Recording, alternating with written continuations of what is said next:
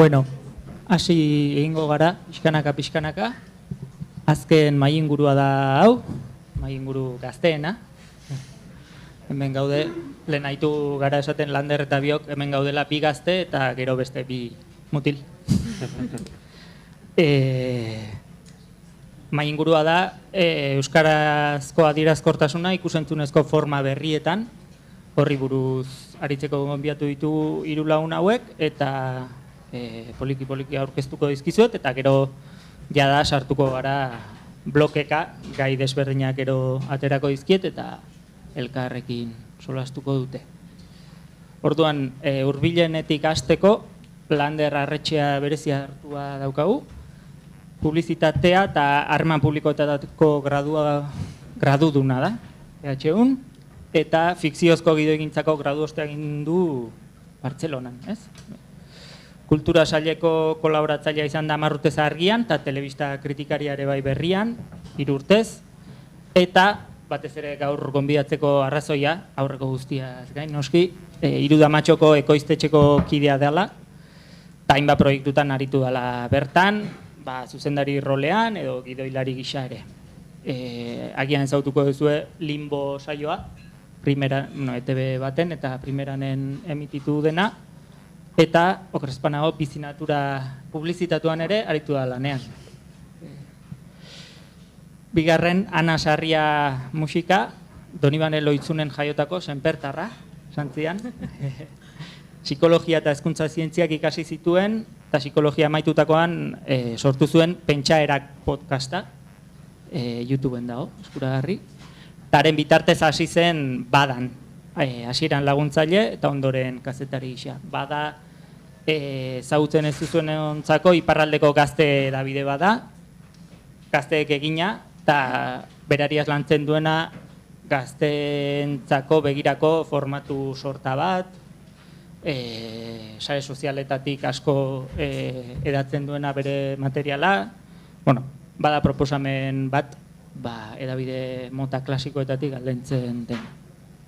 Hortaz aparte, mugimendu feministako kidea ere bada, Ipar Euskal Herriko hainbat talde eta kolektibotan dabil, eta EHZ festivaleko kidea ere bada, Brigada VDL-eko ardura ona. Hain justu, eta eskertzen diogu, astebete falta den honetan hemen egoteko esfortzuaz, seguru asko izango zuen beste lan ugari ere esku artean. Eta azkenik, urrutien, Martin Ziarrusta Sanz, filosofia ikasi zuen, eta bigarren hezkuntzako irakaslea da gaur egun, Gasteizen, agian ezagutuko duzue bere alterrego musikaria, Mateo Zikuta, orantxe, rap abeslaria bada, eta nahiko barra adierazkorrak egiten ditu.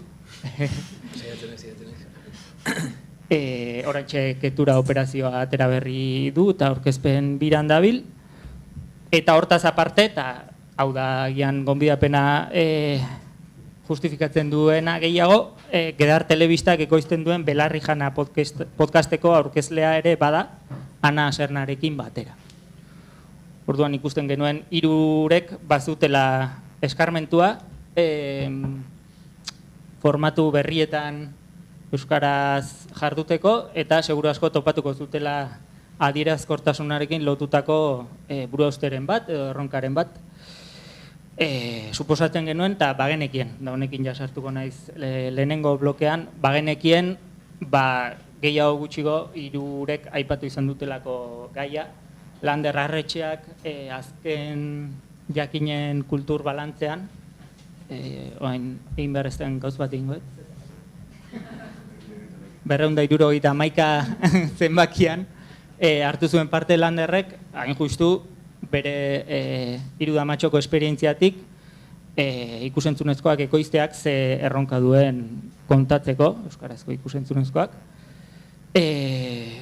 Ana Sarriak Badan egiten duen lanean, bada ezagit erronka den, baina apustu bat badago Ipar Euskal Herrian kokatuta eta euskaratik lan eginda, Ipar Euskal Herriko ekimen, frantsesez funtzionatzen duten ekimenei ere lekua egiteko eta pixkat euskaraz haiek emateko, eta suposatzen genuen horre egongo zirela hizkuntza autu batzuk, horren atzean ere egongo zela hizkuntza ideologia bat, eta guzti hori partekatzea proposatu genion, eta Gedar ni Belarri Jana podcastean espreski eta atzoko hizlarietako bat gonbidatuta euskainolaren gaia tratatu zuten euskararen egunean lehen urtean, ez? Duela bi. Hoi da. Eta orokorrean, badago, hizkuntzari buruzko gogoeta bat, batzuetan esplizituagoa eta bestetan implizituagoa, baina podcast horren muinean eta jardunean. Orduan, lehenengo galdera, hirurei egingo diedana, hoixe da, ikusita kezka gehiago gutxiago atera dela, ze harreman dauka zuen proiektuan euskara adierazkorraren gaiarekin, egiten den edo egin nahi den hizkuntza molde horrekin adierazkortasunari leku berezia eman nahi duzuen edo ez, autokontzientzia izan den. Zuena asko atera kontzientzia aurreko egunetan, autokontzientzia izan den hizkuntzari lotutakoa zuen podcastean, eta zeren arabera, kontzientzia izan baldin bada. Orduan, bakoitzari utziko dizkiogu 5-10 minutu hartu beharraina. Hoixe, kokapen hori edo azaltzeko, agian ordena hauxe izan daiteke, Lander, Ana eta Aita Martin. Bueno, bakaixo, eguerri ondan nahi, eta eskerrik asko. Eskerrik asko azteko zuei ere, bai jakin eta bai ueuri hau antolatzeagatik, zen ere kasuan behintzat, eta hitzein duguna batik ustez bat gatozela, ikusentzunezkoetan euskara adierazkorraren edo izan indarrezko euskara honen gaia bada gai oso arantzatxu bat, YouTubeen eta kotxean entorrela, baina iratxeri erentzun diot, baditugula tresna falta bat badugula gaur egun daukagun errealitate soziolinguistiko honetan hainbat kultur jarduera nondik irakurri asmatzeko, eta gure kasuan uste dut, nik nok behintzat, tresna falta hori asko oso nabarmen sumatzen dut. Eta zentzu horretan, gai honekin daukadan harremana, bada harreman gazi gozo edo gatazkatsua, batzutan kontzienteki, baina ezinetik egiten ditugu gauzak, eta beste batzutan nolabaiteko inkontzientzia kontziente bat ere badago, hori ere autua azken finean, baina indarrak edo areginak beste gauzatzuetan jartze horretan, nolabait gai hau bigarren planoa ez dakit, baina bai zentro-zentroan ez jartzekoa. Kasuan kasua estrategikoa izan ditekelako, edo biziraupen estrategia gisa bada ere. 30-40 urte edo egin ditugu euskarazko edukiak sortzen, iaia utxutxean euskarazkoak izan dira danak, eta oroar beti abiatu gara, sareko ikusentzunezko edukietan zeuden utxune horiek euskaraz baina baita euskaratik ere sortu nahi horretatik. Eta ia da, azken finean, azkeneko urte terdi honetan, limborekin egin dugun ibilbidea izan dela behar bada, gai honekin gehien lotzen dana, besteak beste, kritika batzuk ere jaso ditugulako, edo jo puntuan egon dalako, bertako euskara erregistroarena. Eta nik neuk egia esan, interesa handiz bizi dudan gai da, nahiz eta parte nahi zen, eta kasu honetan zuzendari rola izan dudan, Asier Kortaberriarekin konbertituta azkeneko denboraldi honetan. Badalako asko arduratzen nauen gai bat, baina aldi berean, uste dut, dagokigula ikusentzunezkotan gabiltzanei, proba desberdinak egitea, asmatzen batzuetan beste batzuetan asmatu gabe, baina guk saiakera mota asko ditugu bide desberdinetatik, eta dena egiteko dagoen honetan, uste dut gehiago ikasten dela probak eginez, eta behar badan kasartuz batzuetan, eta hortik natorni gaur hona, entzuteko zeren ere kidek zer esango duten, lezio horik emateko indarrik eta asmorik gabe, baina gai oso pertinentea delakoan. Zentzu horretan, nire kasuan ni ez naiz pantailan agertzen edo ni ez naiz ikusentzunezko horretan hizkuntza azken bururaino daraman pertsona, eta beraz nire kontrol gaitasuna edo nire erain gaitasuna ere mugatuago da, eta uste limboren kasuan hori ere nabaria dela. Eta bai esango nukena da, gure autuak izan dela, ez abiatzea erregistroarena edo euskara motarena ez jartzea, ez izatea aldagai nagusia pertsonak hautatzeko edo nondikekin erabakitzeko. Gual egin du gara, dagoeneko euskaraz edukia modu batean edo bestean sortzen ari diren gaztei, beraien estilotik eta beraien ohiko moldeetan aritzeko espazio bat sortzen, pentsatuz gainera, guri ala jarri ziguten helburu ere ETB-tik bertatik, baina guk ere erronka hori hartu dugu, helburua zela nola ekarri euskarazko ikus-entzunezko produktu batera, orain artean, nagusiki behintzat ETB-en edo telebistaren bueltan egin diren euskarazko edukietatik oso urrun sentitzen den komunitate gazteago bat, akaso horietako asko gaztelaniaz hobe moldatzen den euskaraz baino, eta horretarako gakoetako bat izan da, ekartzea guretzako interesgarrian jendea, ez horren beste euskararen adierazkortasunari egiten dion ekarpenagatik, ez bada beste jende asko heltzen ez den euskal hiztun behar bada ez nagusiki ez hain eroso daudenak euskaraz erakartzeko gaitasuna badutelako.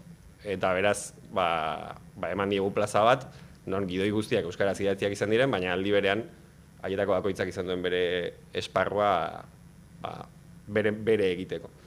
Eta hor sortu da, erregistro bat, eztabaidak pizten dituena, eta jarrituko duena pizten, guk ere arduraz bizi duguna, baina, kasu honetan uste dut eztabaida hauek aberasgarriak direla, eta ea gaur pixka bat aretzen dituguna.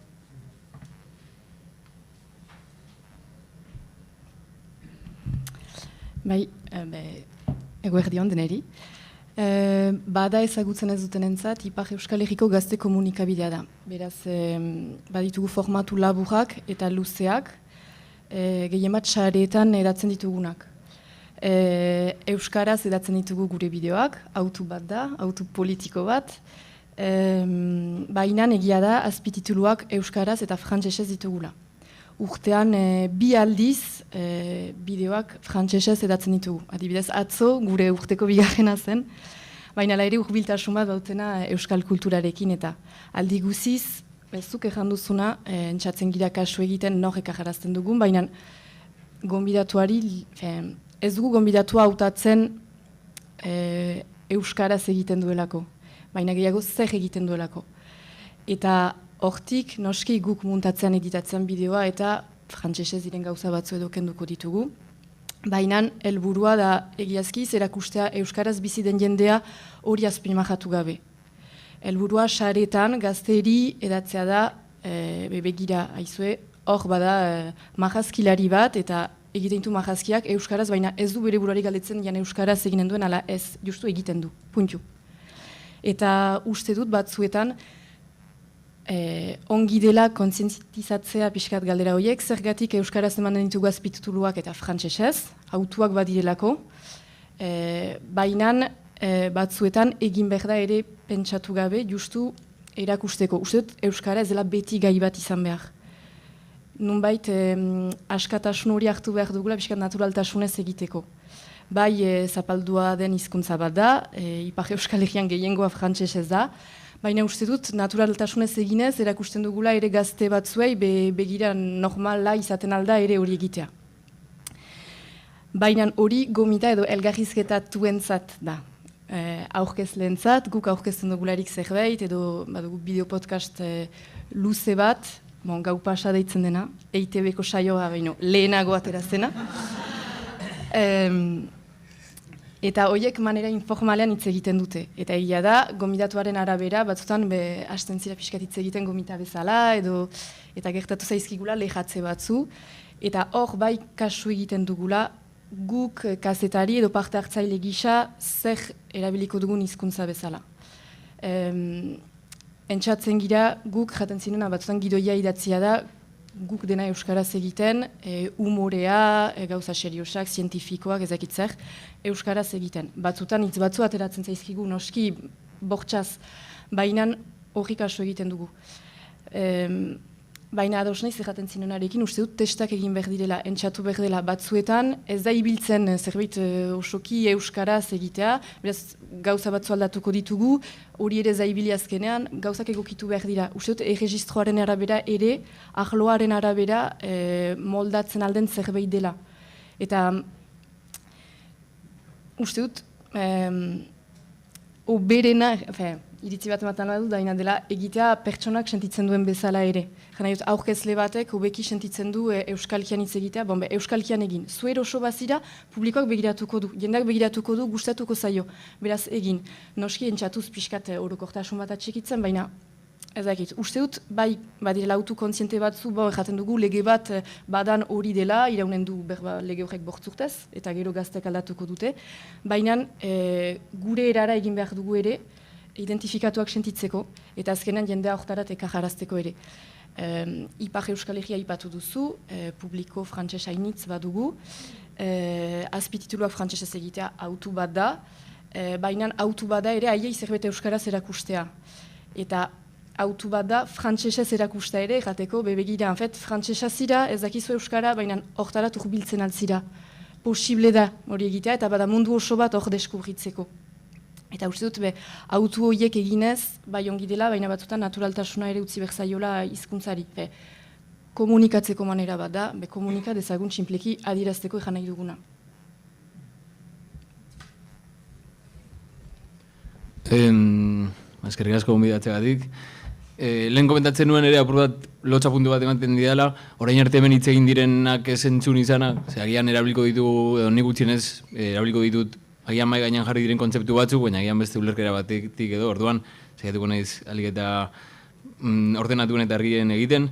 Belarrijana podcasta dator Gedar langile gazetatik, dela mugimendu sozialistarekin batera jaiotzen den edabide bat, konpartitzen dituena mugimendu sozialistaren helburu estrategikoak, propaganda, agitazioa eta aktualitatearen tratarari dagokionez. Hor beti eman zaio lehentasuna euskarari, eta Belarrijana baino lehen ere ikusentzunezko hainbat formatu landu izan dira. Burdin ezia zegoen, aktualitateko gai politikoak lantzen zituena, Lugorri uste dut gai kulturalak eta elkarrizketak lantzen zituena, Paul Beitiarekin, eta duela 3 urte edo konturatzen gara edo mugimenduaren espantzio beharrarekin bastante bazterrean zeudela hainbat kontu. Lotuta daudenak, propaganda eta agitazioaren banaketa klasikoarekin, agian agitaziorako herramienta gutxi genituela. Realitatearen azalpen komplexu eta konjunkturaletatik haratago, nola konektatu guk edatu nahiko genuken sektoreetan, nola konektatu beste bide batzuetatik. Eta orduan, konturatzen gara badagoela bestelako esparru batzuk, oraindik lantzen ari ez garenak, izan sarei espreski bideratutako formatoak eta saren mundu guzti hori, eta gero ere bestelako hartzaile batzuk ere, orain arte baztertzen egon garenak, ez baztertzen eta konstiente batean, baizik eta ordura arteko jardunak agian alboan uzten zituenak. Orduan, bolta batzuk ematen hasten da jende bat, beste registro batzuk eta beste gai batzuk, zabaltzeko beste modu batzuk ere landuko dituen, eta pentsatzen da podcast bat dela behar dena. Ziurrenik baloratuko zelako momentuan zentzua duela, eta gaur egun ere zentzua du, badira formato batzuk konsumitzen direnak, gainera aukera ematen dutenak informalki, baina aldi berean estentzio jakin batekin gaiak lantzeko. Eta orduan, pasatzen digute hori apur bat pentsatu eta aurrera emateko tarea. Ordutik, uste dut 2 urte eta piko gabiltzala podcastarekin, eta gutxi gora bera da, gaztei bideratutako podcast bat, helburu duena, ez dut esango humoretik, baina apur bat tono informaletik, aktualitateko gaiak, edo gai politikoak, edo elkarrizketak lantzeko. Hori, helburu izan da gure kasuan, orain arte hain politizatuak ez diren sektoretara heldu ahal izatea. Zuk dituzu antolakundeak, dituzu zure edabide propioak, eta horrekin heltzen zara, kezka politiko batzuk eta posizio politiko batzuk hartua dituen jende bati. Gure helburua litzateke, hortik haratago, existitzen den euskal gazteria bat gero eta despolitizatua dagoena, azkenengo urteetako bilakaerengatik, nola heldu jende horri, horrelako beste formato batek guztartzen dituela ikuspegi politikoa eta aldi berean ikuspegi ezain formal bat. Orduan, hizkuntzari dagokionez eta lehenengo erabaki batzuk hartu ziren arren, guztiz bat egiten dut hemen bota direnekin, agian behar baino hausnarketa kontziente gutxiago egin dugu, momentuan momentu hartzen genituen autuekiko. Hasiera batean autu argi zegoen zela, argi zegoen, edo gutxi ere zerla transmititu ziguten, interesatzen zitzaigula guri, de repente ni Gasteizkoa izatea eta han Bilbo handikoa esango dugu, eta horrekin etxetik ekartzen dugun euskera honekin konektatzen dugula, agian apur bat bazterrerago dauden gazte batzuekin. Hori bazen autu bat, eta gero adibidez gonbidatuak ekarri izan ditugunean, euskalkia ondo ikusi da. Eta zori txarrez esango dugu edo, euskainola eta gaztelaniazko esapideak ere asko kolatu zaizkigu edo praktikatu ditugu, ez dakit nola esan. Hor badagolako aktualitateko gaiak lantzerako orduan, zoritzarrez, guk ere ditugun iturriak askotan izango dira gaztelaniazko edabideak, eta gainera, gure podcastean toki berezi bat dauka, edo nik uste dut enfokea badugula, ez bakarrik aktualitateko fenomenoak lantzea, baizik eta fenomeno horiek sare sozialetan nola agertzen diren. Hau da, ez dugu hitz egiten, ez dakit, euskarari buruz, baizik eta euskararen ze diskurso agertzen dira sarean, eta horretatik pivotatzen dugu, edo hitzekin barba dugu Palestinan gertatzen ari denaz, edo Ameriketako estatu batuen espantzio imperialistaz, hitz egiten dugu ere, Trumpek sare sozialetan zer egiten duen.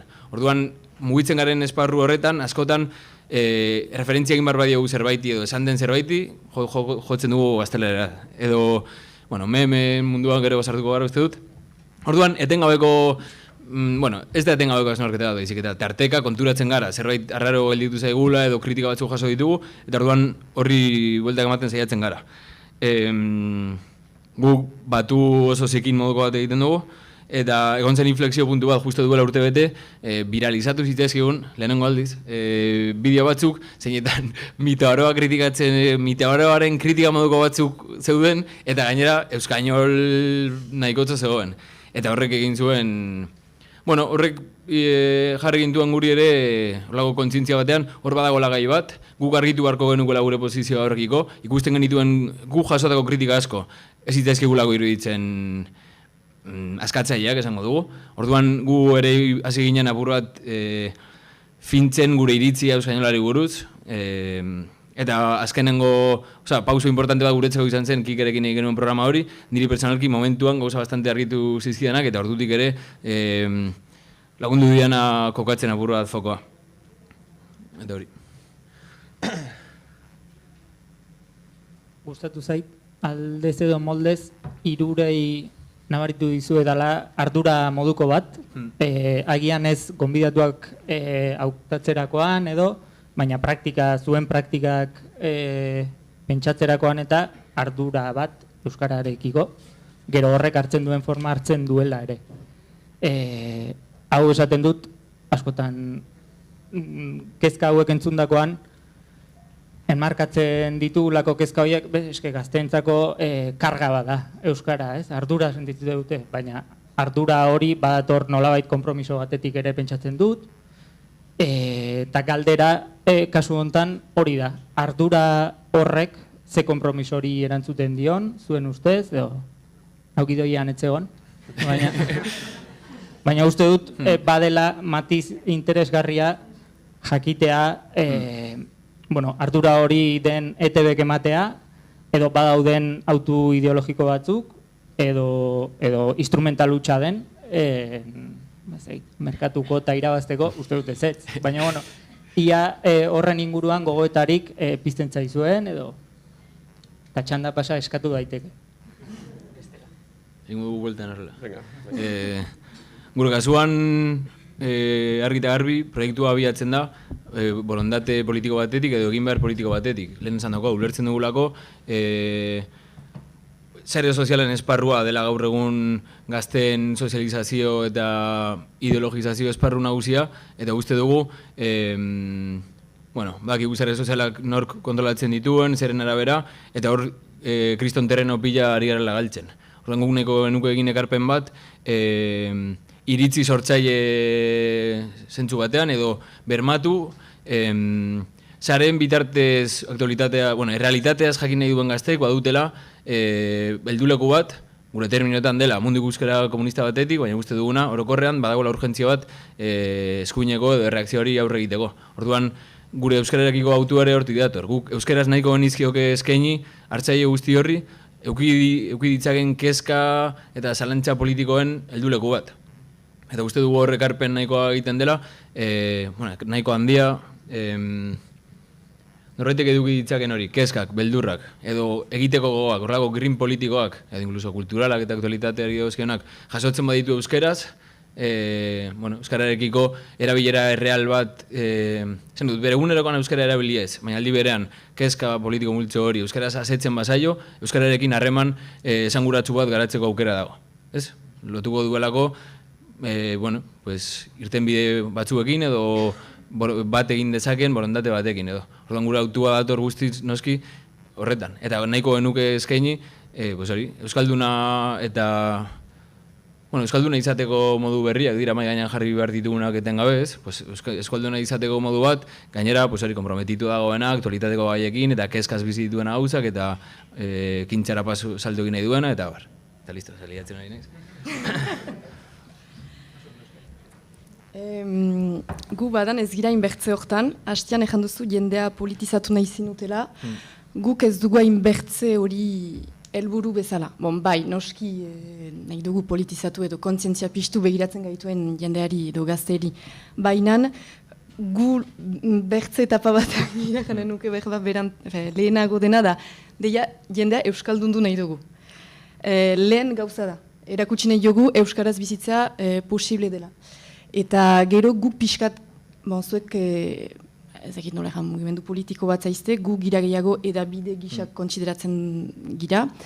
Eta hortik neutraltasun bat behar dugu. Beti makoen artean ezin gira sekulan neutroak izan, baina hortik gure gaiak desberdinki hautatuko ditugu. Bai aipatuko dugu, adibidez hor egiten dugu bideopodcast bat berriarekin, urubia deitzen dena, eta azken aldian aipatu ginuen Euskal Herrian den errepresioa, ohartzen gira, loiun gertatu dena, baina baiunan, maiatzaren lehenean, poliziaren gandik, badela errepresioa handiak, gerozta handiagoa.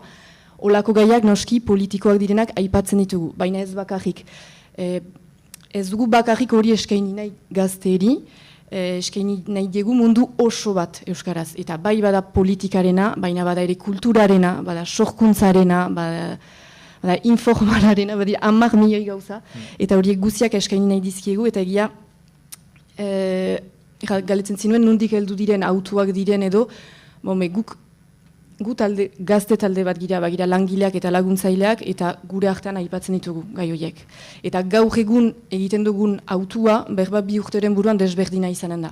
Gaur egun ideologikoak dira, gure gandik heldu diren autuak dira, bai euskaraz egin nahi dugu eta bai eskaini nahi dugu zerbait kontzientzia politiko bat hartzeko eta militatzeko nahi baldin badute, baina eskaini nahi dugu ere zerbait ezakit aukera bat norbait deskubritzeko eta hortik bere proiektua lantzeko. Eta azkenean ezakit, janen nuke osotasun bat entzatzen girela eskaintzen ez bakarrik arlo berezi batean.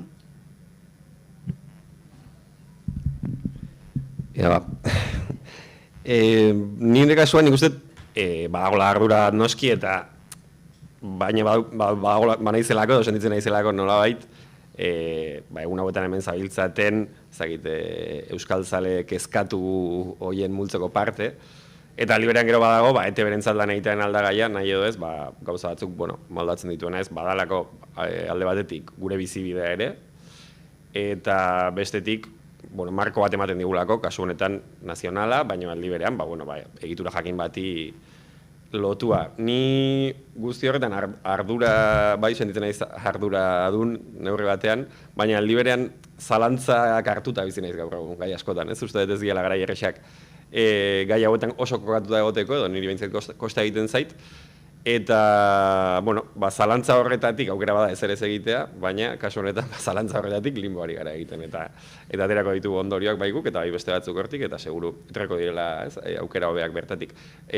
Kike Amonarrizek aipatzen zuen, ez dela gauza bera ez, euskainola egitea sestaon edo berastegin, esate zuela. Gure kasuan guk Euskal Herriari hitz egiten badiogu, oso zaila bere izten ere, sestaokoei edo berastegikoi egiten diegun. Eta hori da nire zalantza eta nire kezka ez. Posible ote da, euskaratik ditugun helburuak behintzat, bi norabidetan aldi berean eragitea. Nik pentsatu nahi nuke egiten ditugun autuak edo egin ditugu, sartu ditugun pertsonak, gaiak eta balio dutela, euskaratik urrunago eta euskarazko ekosistematik urrunago dauden batzuk erakartzeko euskarazko edukietara, pertsonetara eta bar, baina hori ala den edo ez den ere zaila da jakiten, ez? Bai beldurtzen hau edo kezkatzen hau pentsatzeak horren aitzakian ez dute gabiltzan berastegikoak euskainolera eramaten. baina kasu hontan, uste lehen proiektua dela guk kokapen hontan edo jarri duguna, eta arriskuak hartzeak noiz behintzat merezi duela. Datuak ere ez dauzkagu, eta hori bada beste erren bat, ez? Askotan, intuizioa dala daukagun tresna bakarra ondorioak ateratzeko. Ados. Saiatuko naiz, gidoiaz kanpoko olako bombak neurtzen, ze gauza asko apuntatu ditut, baina eta zaituzte salduta utzi nahi erabat. Aipatu dituzue, justu, probak edo, esperimentazio saiakerak izan direla zuenak gehiago edo gutxiago, eta hor bai Landerrek bere artikuluan aipatzen zuen, esperimentatzeko ere behar direla oinarri batzuk eta ikusentzunezkoen sektore prekarioan, profesionalizatutakoan ere, oso epe motzean funtzionatzen dela eta ez berme askorekin. Eta orduan galdetu nahi nizuen, ze Landerrek gehiago gutxiago profesional jokatzen du, beste biak militantziatik askoz gehiago edaten duten proiektutik, naiz eta ana kazetari lanaldi osoan izan. Bada galdera hori, ia nabaritzen duzuen oinarri falta edo oinarri nahiko falta esperimentazio horietarako, eta hutsune hori den baliabide, diru falta, denbora falta, konfiantza falta, oso estu hartze zaituzten, euskainolaren gaiagatik segituan kritikatze zaituztelako, ze norabidetan sentitzen duzuen pixka bat prekarietate hori.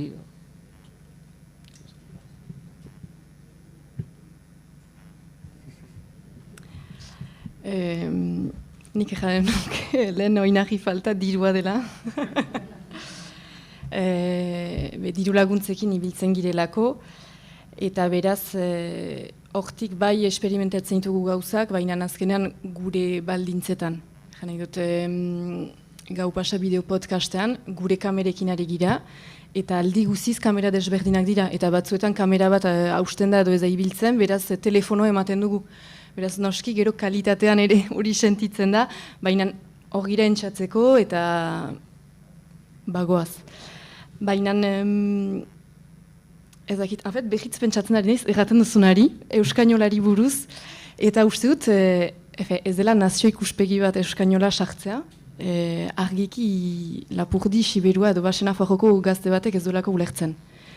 Guk egiten aldugun bezala frantsesezko hitzak sartuz, eta uste dut, batzen gaituena euskara dela, eta hortik abiatzen bagira, azkenean adierazkortasun osoa duela edonorentzat. Eta oinahiekiko, nire ustez, oinahietan adibide gisa euskaraz badira ala ere orain dukiak, eta uste dut ala ere askatasuna badugula sortzeko nahi duguna. Eta naiz eta baliabide gutxi izan, jende gutxi gira, berba, formatuak, denborak gutxi dugu, edo baina uste dut ala ere askatasun hori badugula, ez da gauza gutxi eginak dira euskaraz, edo badira, baina guk nahi duguna sortzen aldugu, eta uste dut hori ala ere alde hona dela. Ez dira bakarrik mugak, badira urgunako ikusten alda. Bai diru eskasa dugu egia da, baina aldi beran ez gira diruztatuak beraz nahi duguna egiten dugu. Nahi dugun pertsonaek ahazten dugu, edo zain gauza galetzen diogu, nahi dugun giroa gehitzen dugu.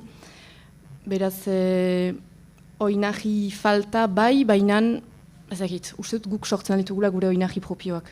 Hor, galdera zentzu erabata dozu, Esan nahi nuen ezan, diru falta, lehen kontatze dute ETB-en adibidez zuzentzaile edo hizkuntza propio arduratzen zen talde handiagoak zeudela, eta orain nahiko libre uzten duela, libre esan nahi dut, esku askatzen dizuela, koiztetxe askori alde horretan. Horrek baldintzatu ote dezaken, kezkatuta baldin bazaudete kamera funtzionatuko duen edo ez, seguru asko burua okupatu egi daukazuela, frantse-euskaratik hizkuntza nazionalerako jauzi hori egiteko. Eta militantziaren salto ekstra bat eskatzen duela horrek. Hoizen nire intuizioa. Segur da, lehentasuna ez dela leku berean. ez baduzu kamera, ez duzu deus egiten. Baina aldi berean denek hartzen dugu ardura hori, eta aurkezleak ikusten dolarik kamera behar ez dela ibiliko, badaki ez duela utxegin behar hor eganen duena. Egan behar du bai ala bai, eta ongi, eta susen. Beraz, ez dakit. Horrekatzen da nire ustez. Bueno, pixkat, ipatu dezun aritiraka ere, alde batetik hipokrita xamarra litzateken ni kexatzea diru kontu ez eta bar jakin da, ez? Jende asko eta asko dago alako edukiak sortzen militantziaz, eta gure kasuan, naiz eta abia puntuan, eta oraindik ere indar militante bat badago atzetik, gutxi asko gure bizibidea aurrera ateratzeko modua ematen digulako egiten dugunak.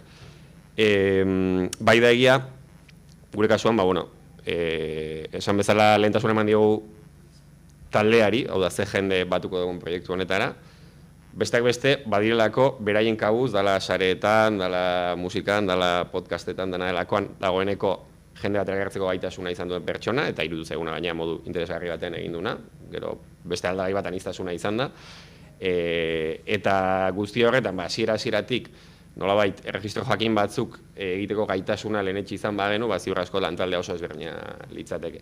Eta horrek, ekarri ditu aje batzuk, eta hor sartzen da akaso prekaritatea, pertsona horiek lanketa bat egiteko, behar besteko hobekuntza moldaketa bat egon dadin, behar da jarraitutasuna, behar da formakuntza, behar da... Nik uste gehien txubenek behintzat interesa bat dutela, baina egia da, nola dagoeneko garatu duten erregistro bat, balio izan diena konektatzeko gazte komunitate batzuekin, hori da beraien personaje publikoaren identitatearen parte, ez batzuena gehiago, bestena gutxiago. Nik uste garai batean, telebistak sortzen zituela pertsonaia publikoak, eta beraz hasieratik egoiztetxek zituzen autuak hor pixu handia zuten, eta gaur egun neurri batean pertsonaia horiek dira telebistara iristen direnak, ez? Eta horrek pixka bat mugatzen du. Bai da egia, eta nik uste niri euskainolarenak, euskararen garbitasunaren ikuspegitik ez dit sortzen hainbesteko mina orain eta linbon, hau da, esperimentu perspektiba batetik, bai da egia, zuk aipatzen zenuenaren bidetik, horrek sortzen didan min zalantza ardura kulpa handiena dela, Ipar Euskal Herriko gazteak ez ditugula hor kontuan hartzen edo ez ditugula tokia egiten, eta bai da gauza bat, nahiz eta saiakera batzuk egin ditugun, baina are gehiago borrokatu beharko genukena uste dut, gutxienez aniztasun hortan hori ere jasotzea. Ez dakit gai izango gainateken konektatzen dugun jendearekin etengabe bai referentzietan eta bai hizkeran Ipar Euskal Herritik ulertu ezin daiteken hori baztertuta, baina bai uste dut lagin hortan gutxienez beste norabidean ere eragiten duen kide bat edo gehiago sartu beharren dituzkela, eta etxeko lan bezala badaukagu hori ere. Gurea da guztiz militantzia politikoan ere egiteko proiektua. Horreko ditu bere alde honak, ez baduzu merkatu sektore jakin baten interesa asetu behar edo gainean dagoazun produktora batena, neurri batean azkeagoa zara. Horrek ere jartzen zaitu, perspektiba batean, zuk egiten duzunak erantzun behar dio helburu politiko orokor batzuei, orduan balorazioak terminoietan egiten dira. Baina argi eta garbi, berez ikusentzunezkoek daukaten exigentzia tekniko eta guztiarekin, helburu bezala eukiko genuke guk, gero eta baliabide gehiago eskuratzea, eta baliabide eta zari naiz, katxarreria, baina baita ere denbora, dedikatu izatea auzi guzti hau pentsatzeari, eta gure helburua ez delako inondik inora txikian gelditzea, eta nolabait, esatea ez guk ez dugu, ulertzen da ez, apur bat, gu ez gara erortzen sareen asunto horretan, baizik eta gune duguna da sareetan espazio bat okupatu. Eta baki horretarako behar duzula tresneria bat, eta denbora bat, eta lanketa bat, orain arte ez duguna, baina helburu dugu, ojala, jutea gutxinaka, biltzen eta eskuratzen.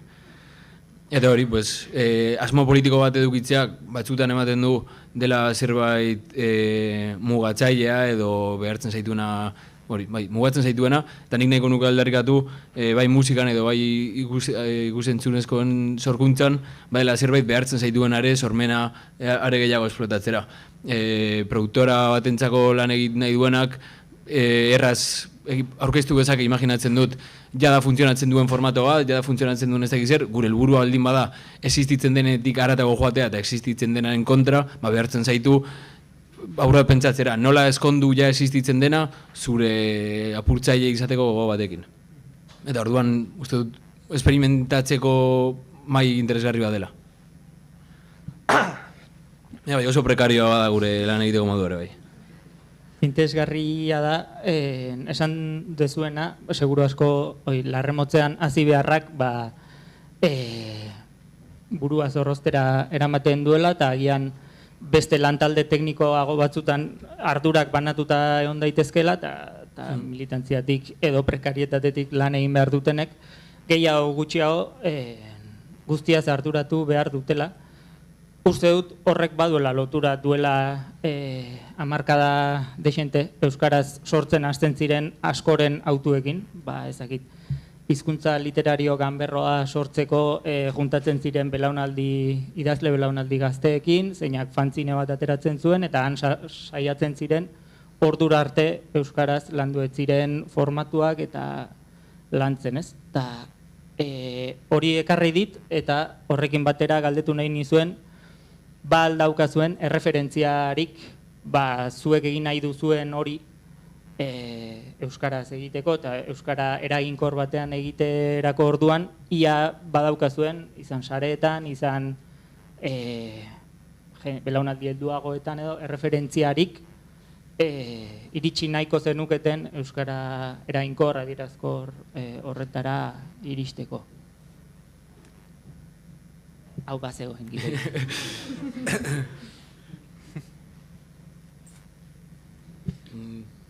Pixka zehatzago esateko. Uazemank, lehen ere atera da. Uazemankek erreferentzia bat jartzen du zuek umorea egin nahi duzuenean, edo zuek telebista, euskaraz, eta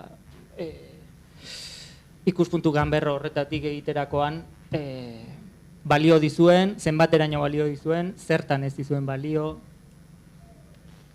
Nikola azkar baten esateko, ni hor kosta egiten zait, batetik uste dudalako, Uazeman, Goenkal, eta aipatu dira lehen ere, batzutan konparazioak egiten ditugunean, ez gara oso zintzoak, ze alde batetik, panorama ikusentzunezkoa goiti bera aldatu beharrutik ona, zenbat jasotzen dugun nola, ze bideotatik, ze hizkuntzetan, eta bestetik, ni gizon gipuzkoar bezala, uste dut, Uazemanken argaz egiten dugunean ere, ikusi beharko ditzakela beste zenbat jende interpelatzen duen, eta nola, ez? Ordan, bai dago referentzialtasun bat gai batzutan, baina, eta igual Irudamatxoren kasuan, astapenetan bazegoen hortik edate bat, eta igual ni baita ere gure buruari orain limbo permititzen badiogu ere bada, esateko, hori egin dugu, egin dezagun beste zerbait ere, ez? Eta bidean aurkituko ditugu beste erantzun batzuk.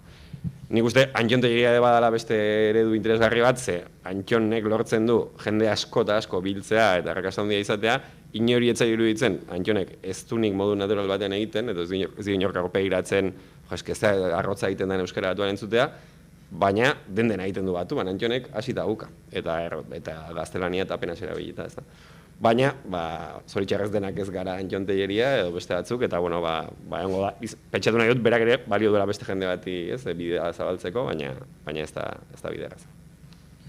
Zuen kasuan, lehen esan dugula ipar eta ego bereizketa horretan, Antxon Telleria bada erreferentzia bat nazionala.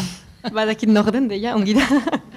Ez, izaten alko litzateke. Hizkuntza aldetik izan nahi. Bai, ez da gurea, baina justez dugulako, nire ustez referentzia berezirik ez zaiti duritzen, ez dut uste badugunik. Ezakit, tristea den edo ez? Hori ere erantzun bada. Seguru asko komunikazio espazio bateratu baten falta islatu lezakena, hor uste dut hipotesi modura. Uste dut, gure kasuan ez dugula aurkitzen eredu argirik zeinetatik edan dezakegun. Agian gure buruari berezki galdetzen dioguna delako, nor ari da lortzen, eskerreko edo ideia iraultzaileak, nor ari da lortzen ideia horiek ondo transmititzen sarean. Orduan aurkitzen ditugun referentziak izan daitezke, espontaneoki, bereziki Espainiar estatuan edo incluso mundu angloparlantean ikusten ditugun ereduak, nola sareko formatuetara jendeak gai den trasladatzeko eta era masibo batean zabaltzeko. Orduan hortik edaten dugu, eta uste dut, ditzakegula horrelako bizio moduko batzuk horien imitazioetan erortzeko, eta agian, eta nik uste dut, zerbait falta dena dela horrelako hizkuntza sortze moduko bat, gaur egun saretan nik uste dut bereziki funtzionatzen duena, daude horrelako hitz eta esapide batzuk tendentzia bilakatzen direnak, ez da egit nola esan, adibidetan sartu gabe. baina agian euskaraz hori falta dela. Eta euskaraz agertzen direnean meme espontaneoak, ez dela askotan, baina uste dut, bueno, nire gutxienez interesatzen zait, hoiei tokia egitea eta alden neurrian sustatzea, egotea benetako zirkulazio bat, euskarazko esapide berri eta espontaneoak, meme formate hori. Orduan, ni bai saiatzen naiz fokoa horretan jartzen eta alden neurrian erabiltzen. Apurota abstraktua gelditu da, baina uste dut dela interesgarri bat. Eta adibidez, nola irudikatze duzu, memen hizkuntza trafiko hori? Ba, ez dakit, adibidez, matematikon biltzarra, ezagutzen, bueno, jende horrek hizkuntza bat sortu zuen, hitz egiteko modu bat. Ni tarteka eskapatzen zait, esatea kibilizazionea, zibilizazio esan beharrean. Eta uste dut jolas horretan sortzen dela erakargarritasun bat, transmisiblea dena eta jendeak erabili dezakena. Eta permititzen dizuna, zuri euskaraz hitz egiteko normal, zure izebarekin, eta gero lagunekin zaudenean, jolas horretan, humorak niretzako badugulako etengabe hizkuntza sortze eta eukitzea herramientak tiratzeko. Oiek edo, ez dira inbeste euskara sortu diren, ez? Orain TikToken ikusi ditut horioko baserritarrak edo ez dakit zer. Ume kuadrilla bat egiten dituztela bideo surrealista moduko batzuk, euskara gutxean, bagian horiek ematen dizkigute herramientak sortzeko esapideak edo, bueno, ez naiz hasiko zerrendatzen txorokeriak, baina, gero linkak pasako dizkizuet. Ba, horrek ere pixkat banarama, lehen esan dudan, bueno, ematen du hori erreferenteak falta direla eta ez dauzkagula, baina gero hasten baldin bazara arakatzen da aurreko maila inguruan ere aipatu dira, Koldo Izagirre laroiko hamarkadako zenbait ideia edo, seguru asko formatoz oso desberdinak izan daitezkenak eta ez da nola esan, hizkuntza adierazkorra bera ere emaitza oso desberdina izan daitekena, baina premiak seguru asko nahiko partekatuak izango dira, garai hartako gazten eta zuen behar komunikatiboen artean, eta agian orduko antolatzeko modu batzuk ere ezakit erreplikatu ote litezkeen, ezakit atzo Julia Marinek aipatzen zuen itzultzaile eskola bat montatu zela, itzultzailea falta zirelako, terminologia sortzea falta zelako, eta bar. Meme egile eskola bat posible da? Ezakit.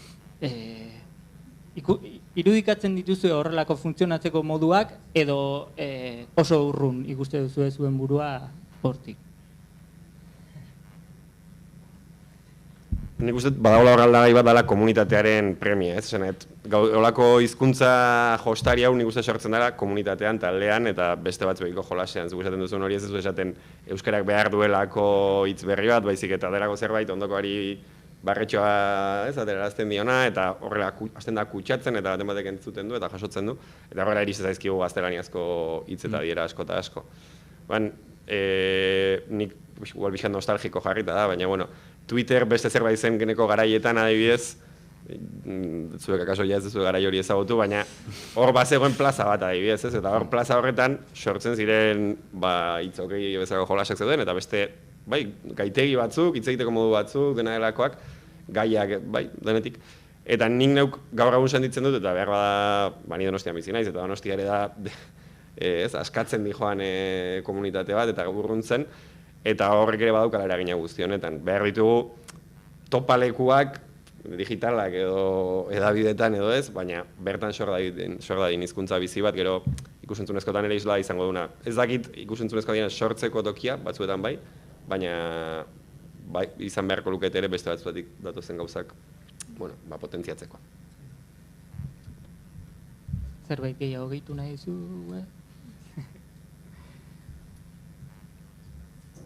Bale. Galderetako bat bazen trebakuntzarako espaziorik edo badagoen, egia da, agian hizkera gazte argota sortzeko edo falta dela komunitate hori, edo agian sortzen dela nahiko atomizatuta, baina horiek partekatzeko lekurik ez dela, joan gabe umorearen behar horietara, hirurok hitz egiten duzue gehiago gutxio publikoan, edabide batean edo batean. Atzo arratsaldean Julia Marinek ahozkotasuna lantzeko metodo bat eman zuen. Uste duzue horren premia egon daitekela edo premia gabe? Uste duzue hobe litzakela belarri janan zabiltzatenok, badakok, Limboko zenbait kolaboratzaile aurkezle hoiek denek nolabait formazio hori edukitzeko aukera izatea, edo iruditzen zaizue espontaneitate hori galduko lukeela kontuak, eta hobe dela esperimentazioak bakoitzak bere aldetik egitea. Formazioa aipatzen, hizkuntza formazioa aipatzen zu? Adierazkortasunarekin lantzen ari gehan ez. Beste guztia bukatu gabe.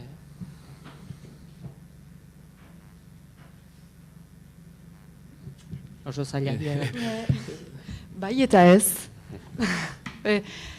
Bai alde batetik ohartzeko hor agertzen direlarik eta ardura bat badutela. Jendeak entzunen duela erraten dutena eta beraz nolabait adibide bat ere bilakatuko direla. Baina ez, justuki haien alde hori ezkentzeko.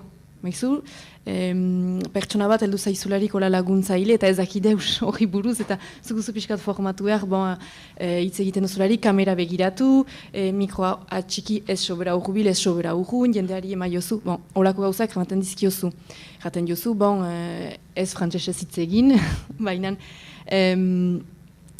uste dut, ongi dela pertsonak atxikitza ere pertsona egiten duen gauza hori. Eta ez osoki formatatzea ere telebista saioetan atxematen alden bezala, Linbon ez hainbertze, baina gauza biziki seriosetan, denak beti berdin, mintzo dira, doinu berdinarekin, eta uste dut, erakargarritasuna hori dela ere pertsonak atxikitzea bere alde hori, eta uste dut dela hastian aipatzen zinuena zuk lander, inkontzientzia kontzientea pixkat.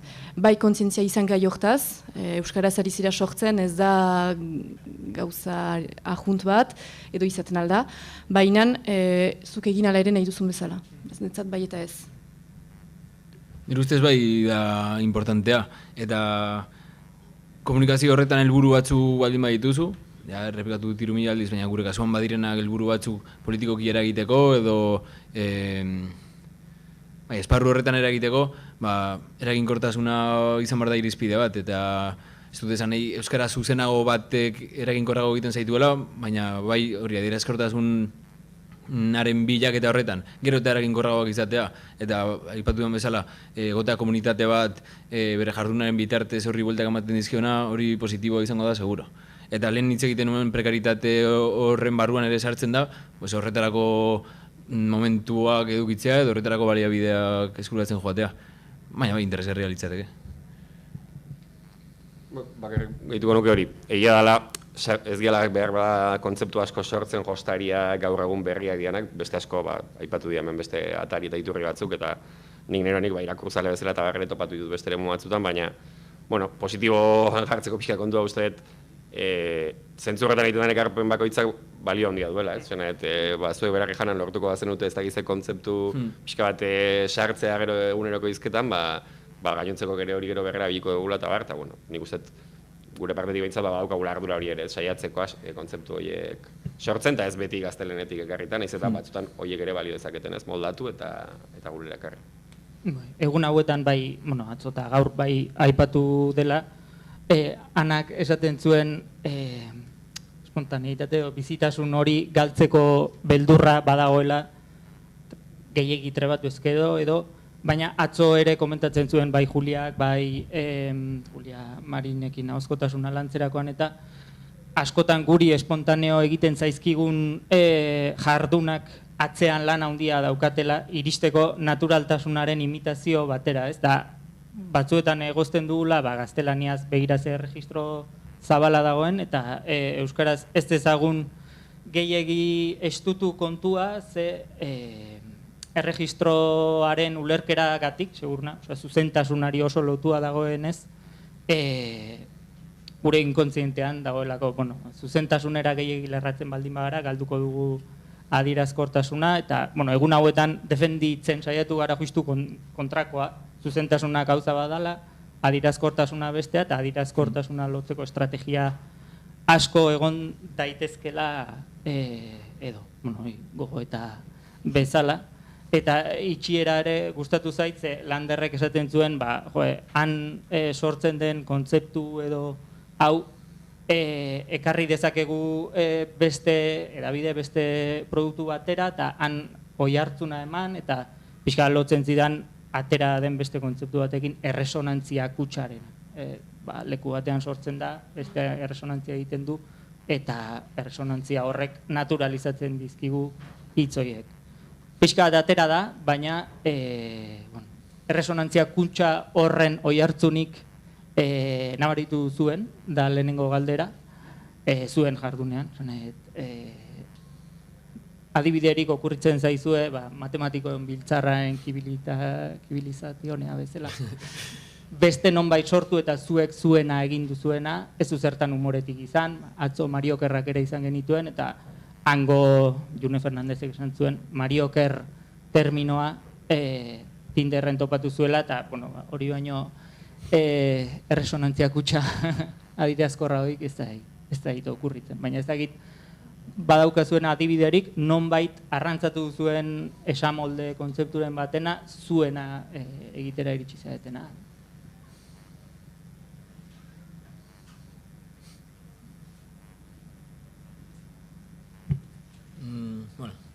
Limon nahiko presentzia duelako txilmafiaren paradigma purketa eta ondorengo giro guzti horrek. Nik uste dut hor bai ematen direla gauzak kontuan hartzekoak direnak. Ari gara hitz egiten, hor badagoela nolabiteko proposamen bat, Euskal Herrian, bereziki Euskal Herrian, eta etxo guk egiten duguna oso fokoa oso egualdean daukagu, hori horrela da. Baina hor ireki da abagune moduko bat, kultura deitzen dugun esparru guzti horretan dauden, bideak, musika, bla, guzti horretan, lehen esaten zaiatu nahi zen, Euskalduna izateko modu berri bat eskaini da, ondo konektatu duela nik uste dut, agian lehenago bereziki konektatzen ez zuten sektore batzuekin. Orduan, nik neuk ere Gasteizen adibidez nire kuadrilan eta daukadan espazio gehiena erdalduna da, eta hor sortu daitezkeen erroze moduko egitatik nik uste dut badagoela zer ikasi. Eta, bai, ez litzateke hortik hartu eta gurera ekartzea ez litzateke zerbait inpostatu izango, baizik eta, ez da egin aldu nahi dudan, baina nire ustez dela gehiago, guk ekarpen egin behar dugu eta bereziki edabide antolatuetan edo gaudenok ardura gehiago daukagu, baina uste dut errealitate sozialaren arabera ere joango direla sortzen gauzak. Eta adibidez, zuk eskaintzen baduzu hori borondate politiko antolatu bat eta lortzen duzu gazteak horra batzea, mugimendu horrek edo posizio horrek behar duen hizkuntza guzti hori ere zabalduko da. Eta errealitate ulertzeko moduak eta kontzeptuak eta jarriko dira zirkulazioan. Orduan horrelako indarrak dira nire ustez, hizkuntzan egin aldituzun aldaketa eta ekarpenetatik haratago, errealitatean gertatuko diren aldaketa sozialek ekarriko dute gorputz berri hori eta ahots berri hori. Orduan ez da esperoan egon barraren ezer, baina bada zerbait hortik sustatzekoa nire ustez. Hartuko ditugu 5-10 minutu publikotik egon litezken galderetarako. Leire...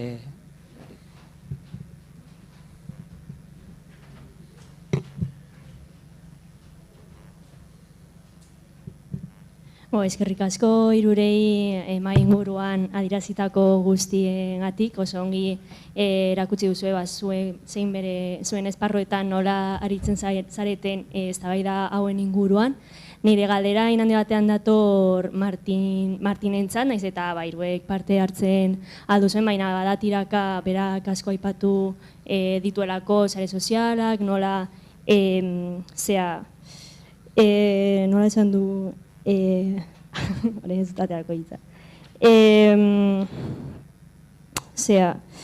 Agitaziorako erreminta gutxi daudela eta nola zuen helburua handi batean politikoa den, eta nola sare sozialetan terrenoa irabazi behar dugu, euskaratik ere gazteek edo sare sozialetan dagoen publiko hori eduki ditzan heldu leku diskurtsiboak euskarazkoak direnak eta zeinen garrantzitsua izan behar duen euskarazko eduki informal, memen, zirkulazio hori sortzea sare sozialetan, baina helburua politikoa ardatz hartuta ez alda agitaziorako erreminta oso potentea, sare sozial pribatibo horiek ustea eta zuen mugimendura txikitzutako pertsona horiek eramatea librak diren sare sozialetaran, on bertan erreminta bera agitaziorako den eta horrek eskarmentua sortzen alduela sare pribatiboetan dauden beste gazteengan, eta nolabait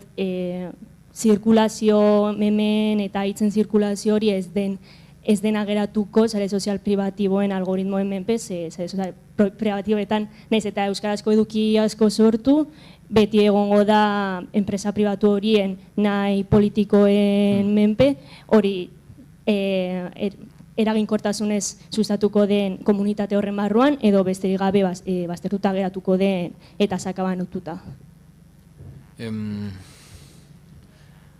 Ez dakit ulertu dudan, amaierako galdera zehatuko nahi zaren zuten. Nik guztiz bat egiten dut zurekin, guk identifikatzen dugu direla esparru bat, ezinbestean eragin behar duguna, baina aldi berean konstiente gara, nahi dutenean moztuko dutela iturria, edo ja gertatzen diren praktika horiek, gai batzuk landutakoan, shadow banning, nola itzultzen dugun hori itzal, ez dakit, hori egiten dutela, edo formalki ere bai, algoritmoak hobesten dituen formatoak, ez datoz oso ondo politika egin nahi duenarentzako. Direlako formatoak lehenengo 3 segunduetako impresioa sustatu nahi dutenak, aurpegi bat behar dutenak, aurpegi jakin batzuk behar dituztenak, hitz egiteko modu batzuk.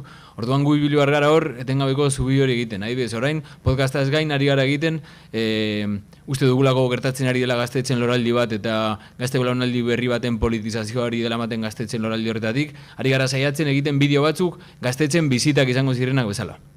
Eta pura pentsatzen horretaz, modu bat izan ziteken telebistaren imitazio bat egitea, horla 10-15 minutuko Quien vive ahí moduko bat egitea gaztetxena, baina guk erabaki dugu jutea a full sare sozialetako edukiarekin, vertikalean, erritmo super azkarra, eta orduan badago arrisku hori, apur bat alboan gelditzea gure helburu politikoak. Hortik zegoan galdera? Gehio da Instagram edo iza erabili barrean Mastodon, Pixel eta Fedi bertsoa, sare sozial librak erabiltzearena. Vale, gure mugimenduak nireak idala, beti hartu duen erabakia da ezin dugula plazari galdu gure jarduna aurrera eramateko.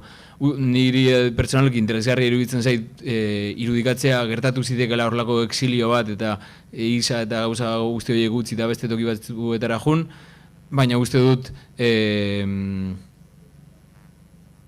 dakit. Guk ezin dugula, gure helburua ez dela gaur-gaurko zuri proposatzea, zuri izan dut, hartzaileari modu bat internet kontsumitzeko erori gabe Elon Musk eta jende guztionen atxaparretan, gure helburua da, ja existitzen diren eta masiboak diren plaza horietan saiatzea eragiten. Orduan, kontra esan horretaz konstiente, hor gaude, zen dut, YouTube metarena da, eta dira genozida berdinak, isa, zen dut, jende zabor guzti horren esparruan gaude, eta badakigu hor ere, nolabait sustatzen duzula etxaiaren terreno eta guzti hori, baina gaur-gaurkoz hori da hartuta daukagun erabakia. Ados, eskerrik asko erantzunagatik. Badarentzat erantzuten dut justu sareetan girelako ere, guk ere, hortaz kontziente gira, barakigu kontra ejan bat dela, baina uste dut Euskaldun gisa gaur egun ezin dugu gure buruari permititu leku horietan ez egotea. Naiz eta bai bertze alternatiba batzu ere elikatzen alditugun, joaten algira hortara ere gauzak sortzera, baina leku horiek ez ditugu utzi behar. Uste dut garrantzitsua dela ere azpimarratzen naiz eta hildo edo pentsaera edo ezakit. Hoien kontra giren, jende gehiena hori biltzen dela eta jende gehien hori ez dugula galdu behar. Eta Euskararekin gehien bat hor egon behar gira. Izan politikoki edo justu hizkuntzaren arabera edo kulturalki hor egon behar dugu guk ere. Eta bai gauz alternatiboetan ere, bertze zerbait eskaintzeko eta eraikitzeko, baina leku horietan ere. Guk argiki isaren gauza izan zelarik, ez dugu isa baina izan zelarik polemika guzia, aipatu ginuen taldean pixkat bombe, eta gauza berdinak gertatzen bada Instagramekin eta edo TikTokekin, zer egiten dugu. Eta argiki aitortu ginen gure buruari, jendea hor egonen deno, gazteak hor izanen direno, gu ere hor izan behar gira.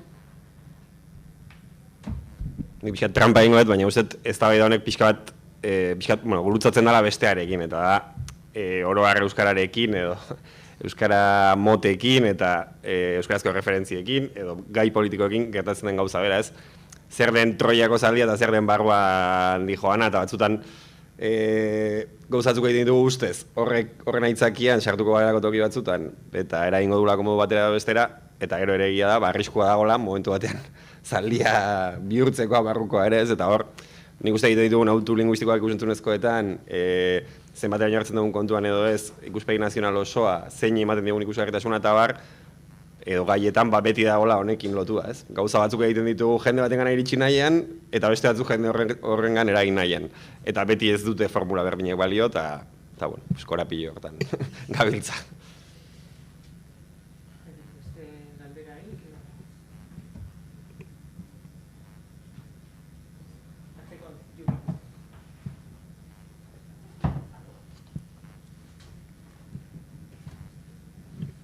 Ados, eskerrak berrituko dizkizuet hiruroi, interesantea izan da. Barkatu galdera konprometitu egiak egon badira, zuen gogoetak sustatutakoak izan dira, interesantea izan dalakoan. Orain 5-10 minutuko atsedena hartuko dugu, batez ere guk montatzeko errezitaldirako plazatxoa. Eta hemendik 5-10 minutura, komunetik buelta, haize pixkat hartu, eta hemen elkartuko berriz, Jose Luis Otamendiren errezitaldirako. Eskerrik asko denoi.